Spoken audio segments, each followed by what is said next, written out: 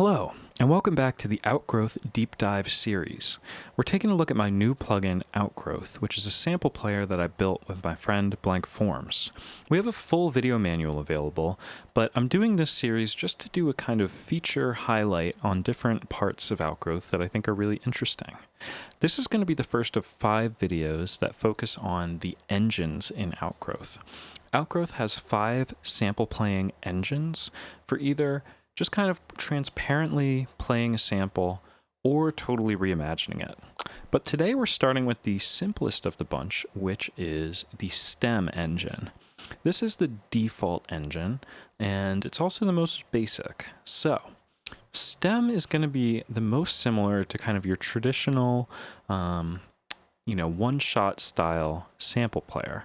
We're just going to repitch a sample in order to play it at that pitch, and it's just gonna play through the sample.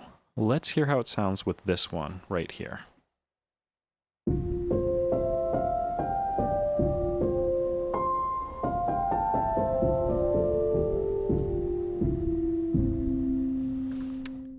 It sounds probably like what you'd expect from a sample player.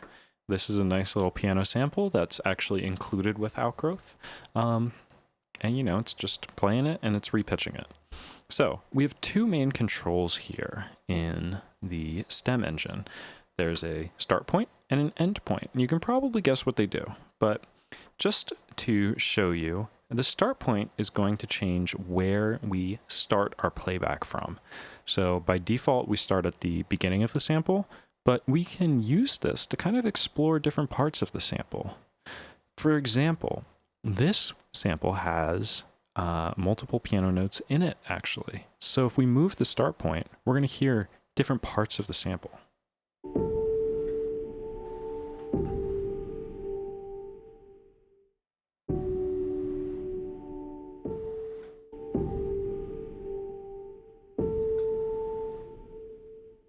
So that's just a fun way to kind of dial in exactly where you want to, what section of the sample you want to hear. And then in addition to that, we have the end point as well. So that's really nice just for kind of isolating a part of the sample. For example, in this one where there's kind of multiple piano notes, you might want to ensure that you only hear one part of the sample.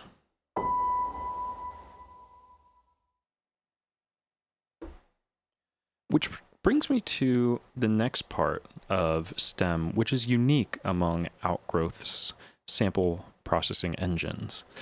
Basically, STEM is the only one where you can run out of sample. All of the rest of Outgrowth's engines are either sustainers or resynthesizers. In this case, because we're just playing back from the sample, you might actually run out of content before you release a note on the keyboard. Here, I'll show that again. You can see I'm still holding a note, but there's nothing left to play.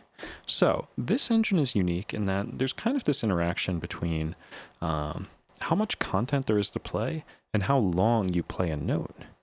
And for that reason, we included a feature in STEM, which is kind of like an auto off feature. And basically what's going to happen is if you're holding a note and we're playing through the sample and we are approaching the end point, we are going to automatically transition to the release phase of the ADSR if we can. So that means that basically all of your notes, no matter what, are going to sound relatively homogeneous. It doesn't matter if you have released a note within the window or if you held it all the way through the window. It's going to have kind of a consistent release across all of the notes, which I think sounds really nice and natural. So I'm going to turn up the subvert so we can hear that pretty clearly. So we have a release time of a couple seconds. I'm just going to pluck a note. So we can hear that release time rings out after I let go of the note. But if I hold a note, here we actually transitioned to that release phase and smoothly ramped down in volume well before the end point. So that's just nice because whether or not you just kind of play a note or hold it out, we're going to get this nice similar release time across all of the notes. So I think that that's just a nice kind of touch that makes this sample player feel a little bit more natural. It's got a couple of tricks up its sleeve, even though it's the most basic of the engines. The next trick that Stem has is that our start time can actually go after our end time. And when this happens, we're going to reverse our playback.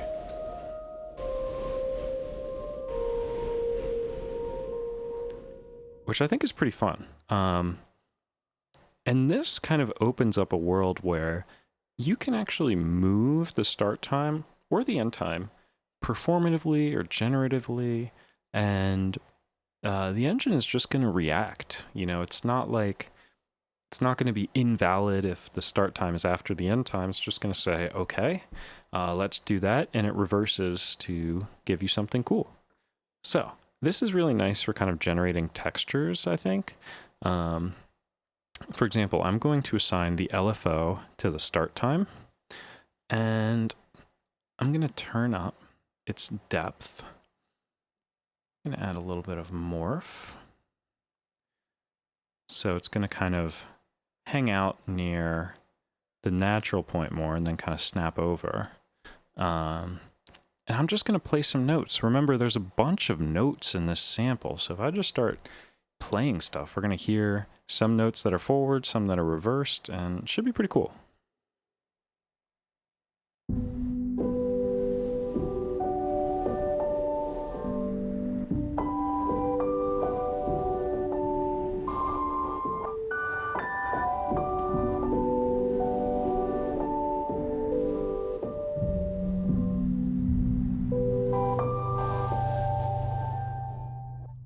So, you know, just with a patch like this and then literally just noodling around, I feel like that's a really nice little, you know, kind of atmospheric bed that you could use in a track.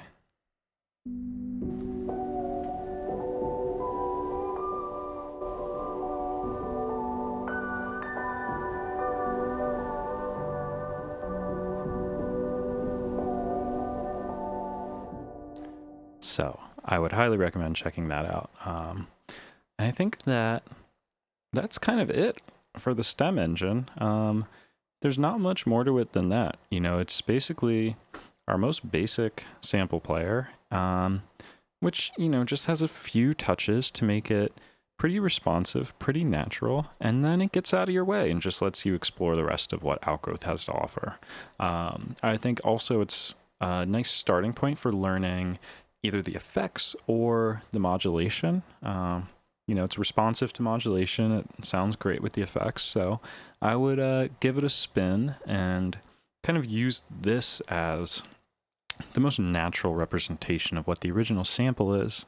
And, you know, if your goal is to turn that sample into a performable instrument, I think this is probably the engine that you're going to want to use. So that's been the Stem engine. I'll catch you next time. We're going to do 4 more, and we're going to look at every single engine in this thing. So thank you for your interest in Outgrowth, and thank you for checking out the Stem engine with me.